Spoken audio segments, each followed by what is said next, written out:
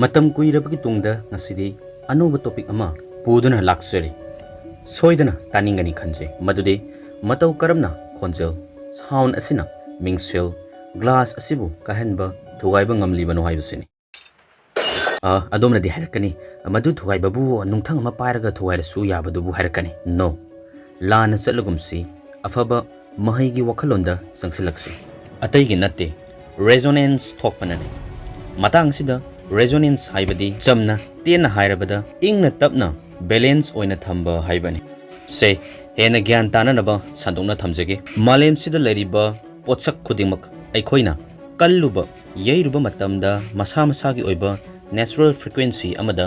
niktuna lei matang sida amok frequency haibadi akaknaba matam amada thodok ama sang kayam naina thokpage haibadoni hena muk lahenjerake madude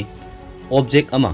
masagi natural frequency ama leijare aduga aikoina madugi frequency aduga manana frequency leiba sound ama lehele khalasi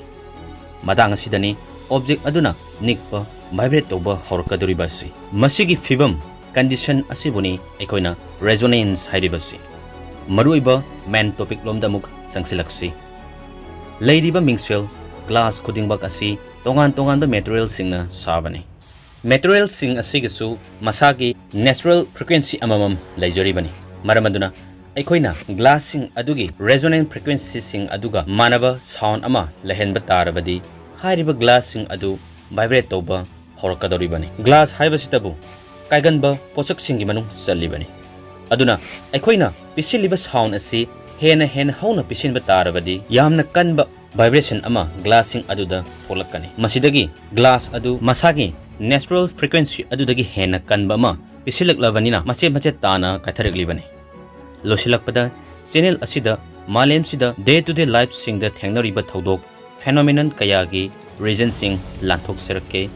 pambiba interest labiba isil now sing na makatana irai laina yengba taba phangbina bidamak subscribe tawbiyo